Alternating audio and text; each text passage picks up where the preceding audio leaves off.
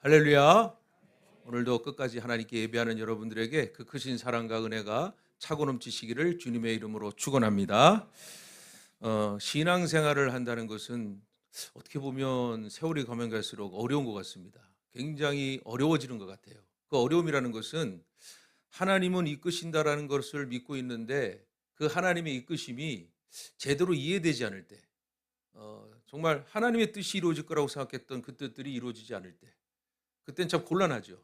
그리고 우리는 기도라는 것을 한다고 하는데 그 기도라는 것 자체도 이해가 되지 않는데 어떻게 기도를 해요? 하나님의 속성을 우리가 다 이해하지 못하는데 우리가 상황에 장하게 돼서 하나님 이름은 부르지만 내 뜻대로 해달라고 기도하는 그런 기도로 우리가 자주 하게 되죠. 근데 최근이 아니죠. 몇 년 전부터 저는 성경을 이제 읽어가면서 또 어떤 특별한 세미나에 또 가보면서 와, 이 구속사라는 것이 굉장히 중요한 의미를 담고 있구나.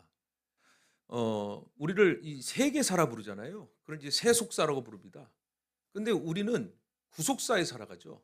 그 구속사라는 말은 하나님께서 우리를 택정하셔서 구원에 이르기까지 인도하시는 그 하루하루 시간이 그 역사지 않습니까?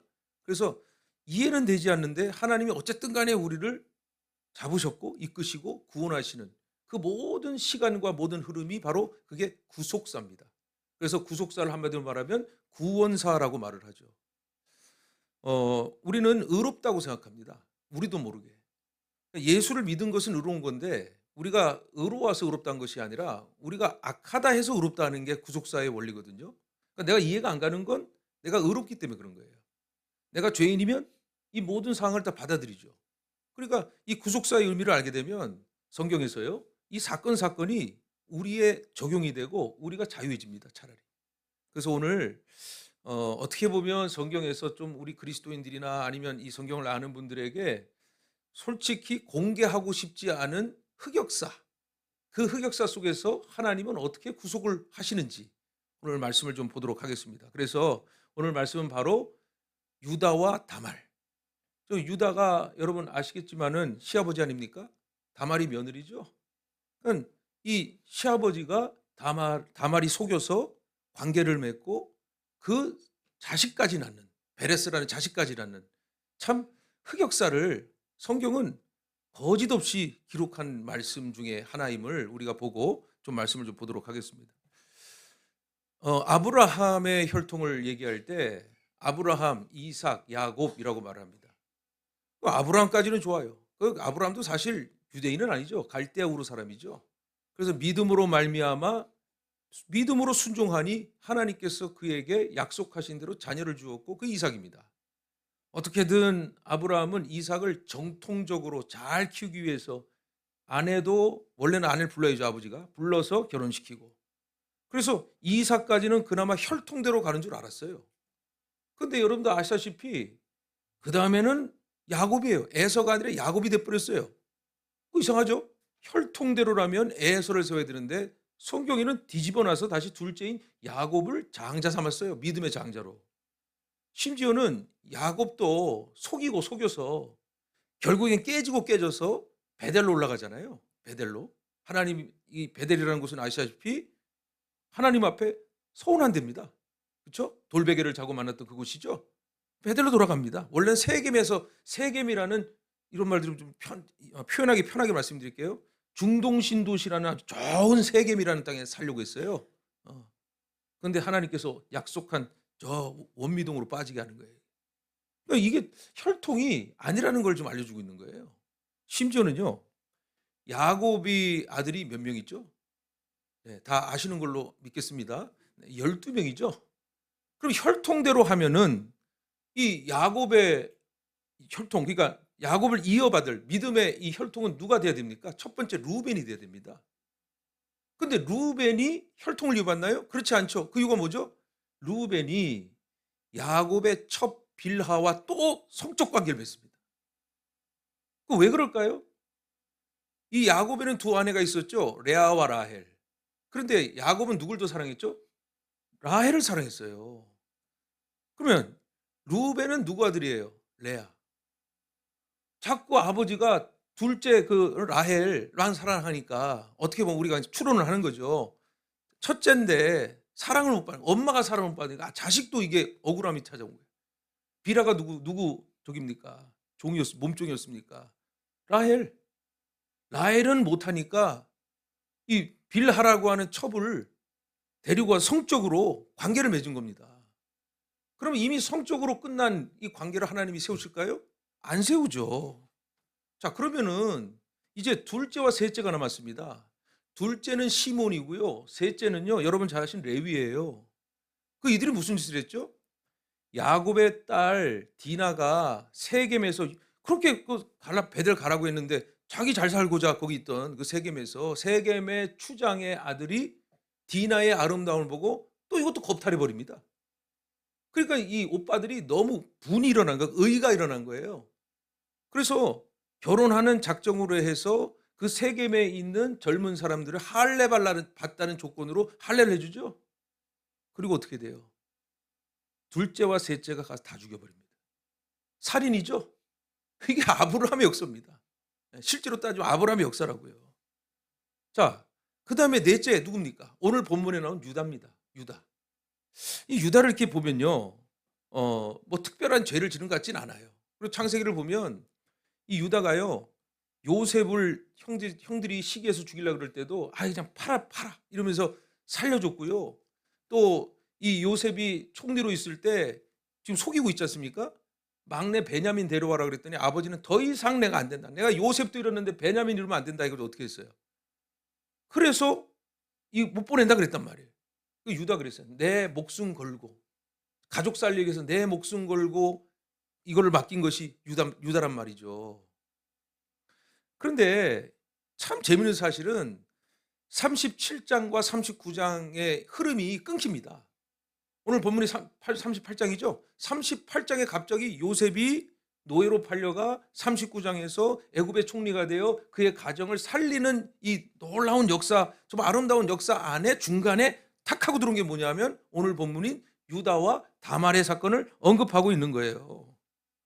아니, 좀 멋지게 갔으면 좋겠어요. 요셉이 종 노릇하고 감옥에 들어가도 뭔가 인간 승리처럼 하나님이 이렇게 세워갖고 총리 세워갖고 쭉 뭔가 승승장구하는 말씀으로 딱 끝나면은 역시 그리스도인, 성경은 역시 승리의 말씀이야, 기쁨의 말씀이야라고 말하겠지만 왜 갑자기 중간에 38장이 턱 하고 들어와서 시아버지와 며느리의 성적 관계를 통해 낳은 아들을 이렇게 언급하냐 이거예요. 창피하게. 그죠? 실제로는 구속사는 아니지만 혈통으로 보면 여러분도 아시지만 요셉은 11번째 상속자입니다. 멀어요. 너무 멀어요. 피로 보면. 그러니까 넷째 아들 유다가 그 다음을 받아야 되는데 거기에 왜 이 족보가 들어가는지 잘 모르겠습니다만은 말씀해 보면 넷째 아들 유다가 형제들과 떠났어요. 그러니까 오늘 형제들과 떠나면 안 됩니다. 그런데 형제들과 떠나버리고 어디로 가냐면 바로 아둘람으로 갑니다. 그 아둘람은 예루살렘과 가까운 지역이에요. 아둘람 공동체 아시죠? 다윗에 있는 그 아둘람으로 가서 아둘람 사람 히라에게 갔다라고 기록이 돼 있어요. 38장에 보면 도망간 거죠. 그것도 이유가 있어요. 요셉을 살리면서 형제들로부터 오해를 당하고 억울함을 당한 거예요. 그래서 나왔단 말입니다. 자, 아둘람이라는 뜻은 어떤 뜻이냐면 은신처와 피난처라는 뜻이에요. 그러니까 그 형제들 사이에 못 버티니까 나와서 가나안 땅으로 어쩔 수 없이 가게 된 거죠. 자, 그런데 그곳에서 이 유다는요, 가나안 사람이라고 그랬어요. 가나안 사람 수아라고 하는 여인과 함께 결혼을 해버립니다. 여러분, 아브라함의 적통은 유대인과 유대인만이 되잖아요. 아버지가 정해줘야 되잖아요. 그런데 유다는 자기 마음대로 나가서 자기 뜻대로 나가서 자기가 좋아하는 가나안 사람의 거기 있는 여자라 결혼을 해버리게 되는 거예요. 신앙의 전통을 지키는 게 진짜 혈통인데 상속받아야 할 그가 가나안 여인하고 결혼을 해버린 거예요. 마치 이스마엘처럼, 에서처럼 자기 눈에 드는, 자기 마음에 드는 여인과 결혼했으니 하나님이 원할 거예요? 안 원하죠. 유다를 통해서 또 아들을 낳는데 3명의 아들을 낳잖아요. 첫 번째는 엘이라고 하는 장남이고, 둘째는 오난, 그리고 셋째는 셀라. 이게 낳단 말이에요. 창세기 38장 5절에 보니까 막내 셀라가 태어날 때에 어디 있었냐면 거십이라고 하는 지역에 있었는데, 그 거십이라는 지역을 히브리어로 이렇게 연구를 해 보니까 그 뜻이 뭐냐면 거짓된, 속이는, 그리고 실망시키는, 이런 의미를 갖고 있는 거예요. 마지막 자녀를 낳을 때. 그러니까 유다의 삶이 보기에는 하나님 보시기엔 참 실망스러운 거예요. 거짓된 삶을 사는 거예요. 올바르지 못한 삶을 사는 거죠. 자, 시간이 흘렀습니다. 아들 엘이 이제 장성을 했어요. 결혼을 했어요. 바로 다말이라고 하는 여인과 이제 결혼을 하게 되죠.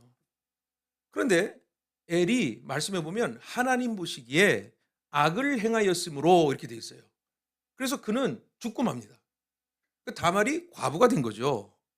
그런데 이 당시 고대 근동의 전통은 장남의 이 며느리가 죽으면, 여러분들이 놀랄 노자인데, 장남의 며느리가 죽으면 둘째가 그 장남의 혈통을 이어야 됩니다. 혈통을 이어야 돼요. 그럼 어떻게 돼요? 저절로 이 다말과 오난이라는 둘째가 관계를 맺고 자녀를 낳아줘야 돼요. 그게 계대 혈통법이에요. 이 고대 근동에 자녀를 낳아야 된단 말이에요.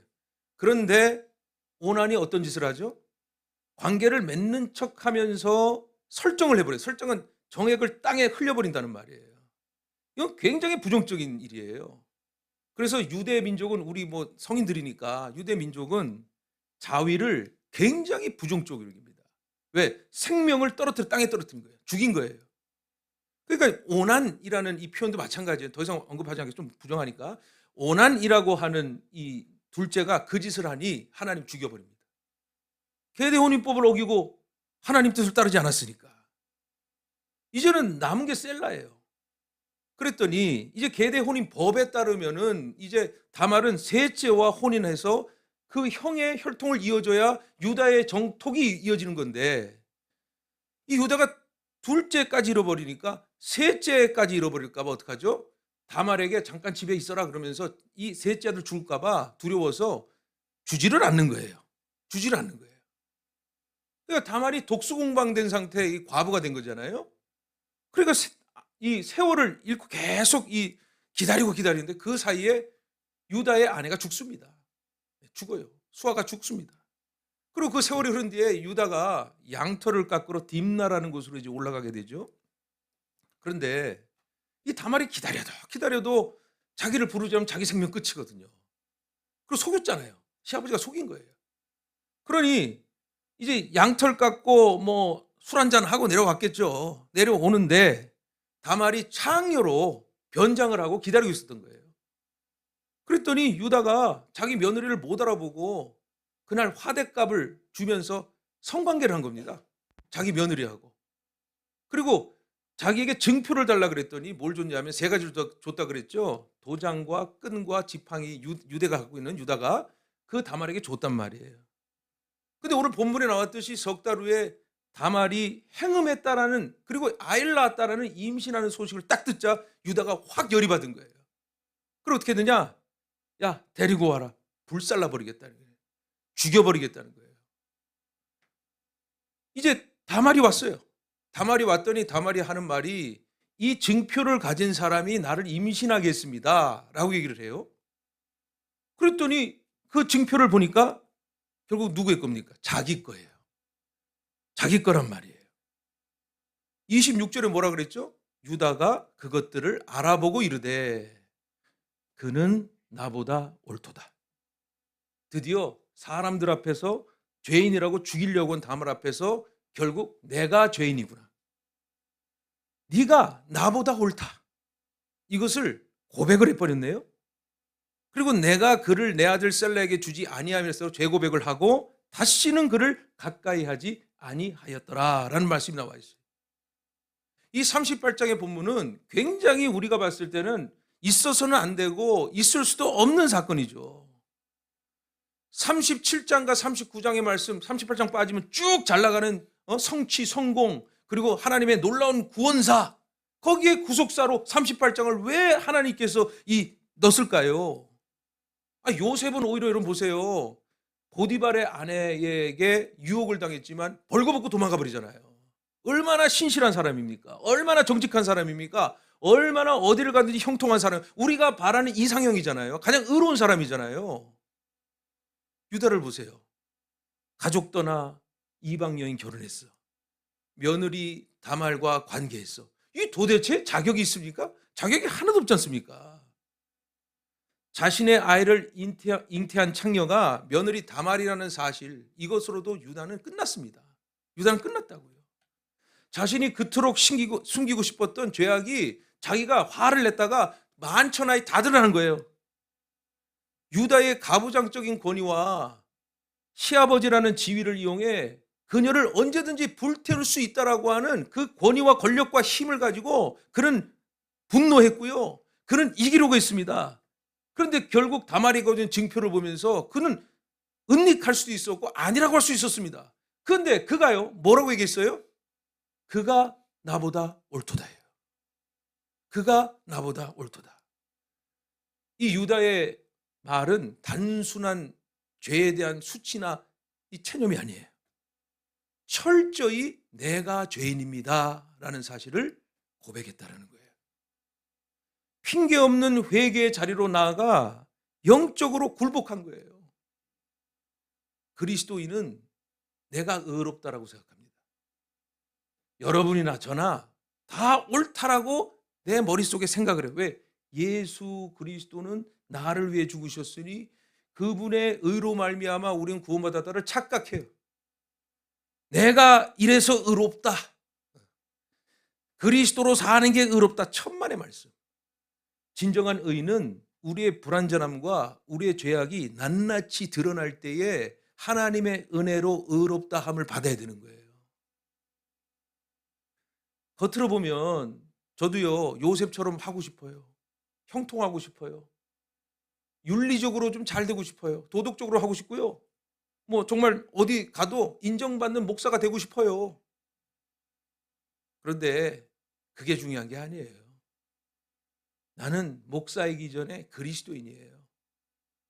십자가에서 나는 죽고 예수가 사는 철저한 재고백과 회개가 없으면 오늘도 나는 주 예수교회에 힘 있는 목사 되려고 하는 거예요.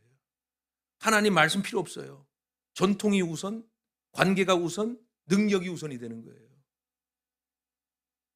교회가 복음이라는 본질만 지키면 잘 안 될 것 같은 두려움이 찾아와요. 뭔가 꼼수를 쓰고 뭔가 집단적으로 결정을 해서 밀어붙이면 그게 맞는다라는 착각을 해요. 그게 유다예요. 십자가 앞에 그리스도께서 몸소 행하여 낮아지심을 우리는 따르고자 했어요. 자기를 부인하고 자기 십자가를 지려고 했어요. 근데 결국 뭐예요? 나 살고자. 예수 이름 팔아먹고. 아니, 예수 이름도 없어. 그냥 나 살려고 하기 위해 여기 온 거예요. 종교 집단하고 다를 게 뭐 있어요? 사람들은 유다보다 요셉을 영웅처럼 보이죠. 대단한 사명자로 볼 겁니다. 맞습니다. 그런데 여러분, 마태복음 1장을 보세요. 예수 그리스도의 족보를 한번 찾아보세요. 예수님은 그 잘난 요셉의 후손에서 나온 것이 아니에요. 며느리랑 관계하고 다말의 배에서 나온 베레스의 혈통에서 예수 그리스도는 탄생하신 거예요. 구속의 역사는 스스로 의롭다 여기는 자를 통해 흘러가지 않습니다. 자기의 죄악을 깨닫고 십자가의 은혜만을 붙드는 자를 통하여 구속사는 흐르게 돼 있단 말이에요. 내가 내 것을 자랑해봤자 아무 소용없어요. 나의 나약함과 나의 부족함과 나의 어떤 죄악을 솔직하게 이는 나보다 옳도다. 저번에 강의를 왔던 집사님 또 다과를 하면서 얘기를 해봤어요. 희한한 얘기를 다 하더라고요. 뭐 영업을 하다 보니까 예를 들면 어느 교회 장로님이 부인이 놀랬다는 거예요. 왜? 팬티를 정리하다가 콘돔이 끼어 있었다. 막 다 찢어버렸대요. 어느 교회 장로님이에요. 어느 교회 재정 장로란 말이 우리 아닙니다. 절대 아닙니다. 재정 장로님이에요. 그러고 사는 거예요. 나는 옳도다. 나는 옳도다. 왜? 그분만 가면 부흥하니까. 그거 잘 되니까. 하나님이 보시는 구속상 그거 아닌 거예요. 우리가 유다처럼 철저한 자기 부인과 회개가 있다면 하나님은 우리를 통해서 구속사적으로 하나님의 일을 그리스도의 복음으로 이루어 가신다라는 거예요. 요셉처럼 완벽한 사람들이 모인 무결점의 교회가 되지 않기를 주님의 이름으로 축원합니다. 유다처럼 한계를 인정하고 연약함을 인정하고 서로를 향해 당신의 말씀이 옳습니다. 아까 얘기하다 말았는데 이 집사님이요, 우리 교회 이 복음을 증거하기 위해서, 간증하기 위해서 어떤 일을 했냐고 얘기해봤더니 이 악령이 막 계속 지금 막 자기 아내를 통해서 도발을 한다는 거예요. 10일 동안 자기는 하나님 앞에 서야 그랬대요. 내가 이 간증을, 주 예수께서 간증을 해야 되는데 내가 아내하고 싸우면 안 된다. 아내하면 싸우면 안 된다. 그래서 계속 뭔가 안 맞는데 싸우면서도 그는 오늘 간증할 때까지 그가 한 말은 뭐냐, 성경대로 했대요. 당신이 옳아요. 당신이 옳아요. 억울하고 답답해도 당신이 옳아요. 간증을 끝냈어요. 간증을 끝냈는데 그 다음날 어떤 일이 벌어진지 아세요? 이석증이 생겼대요. 간증했는데 이석증 아시죠? 뱅뱅 도는 거. 병원에 며칠을 있어도 낫질 않는 거예요. 왜 하나님 나 간증했는데, 왜 하나님 영광 돌렸는데 왜 나를 아프게 하나요 하면서 그 아픈 과정 가운데 자기를 막 자학하고 왜 나를 이렇게 하시나요? 왜 언제까지 이러실 거냐고 했는데 이석증이 낫고 나서 그가 고백한 게 있어요. 하나님, 나를 낫게 해주셔서 이렇게 걷고 사는 것이 감사하다는 사실을 깨달았습니다. 동시에 먼 유혹이 찾아오면 야한 동영상 한 편 볼까? 이런 유혹이 또 찾아온다는 거예요. 마음 편하고 몸 좀 사니까. 연약함 위에 우리가 철저히 그리스도 안에 있지 아니하면 언제든지 우리의 죄악은 우리의 힘과 능력으로 나타나 내가 옳고 내가 의롭다 하며 죄는 감추고 의를 드러내며 십자가가 소용없는 그냥 복만 구하는 그러한 교회가 된다는 거예요. 사랑하는 성도 여러분, 저나 여러분이나 하나님 앞에 서면 무엇을 자랑하겠습니까? 베드로처럼 예수님 앞에 무릎 꿇고요, 나는 죄인입니다. 주여 나를 떠나가시옵소서. 우리가 할 수 있는 건 그거밖에 없어요. 그때 주님께서는 우리에게 말씀하시죠. 내가 너를 불렀다. 내가 너를 사용한다. 왜? 너가 죄 고백을 하니까. 너가 죄인이니까. 아니 의인 데려오면 뭐합니까? 주님 말씀하셨죠. 나는 의인을 데려온 게 아니라 병자를 고치러 왔다 그러잖아요. 주님이 우리보다 옳고 저보다 장로님들이 옳고 저보다 권사님들이 옳습니다. 이 모든 것을 낮아짐으로 말미암아 유다의 이 형편없는 정말 쓰레기 같은 계보에도 예수 그리스도께서 오셔서 그 계보를 이어가는 것처럼 교회가 자랑하기보다는 교회가 죄를 회개하고 하나님의 의로움에 속하여 나아가는 복된 교회가 되시기를 주님의 이름으로 축원합니다.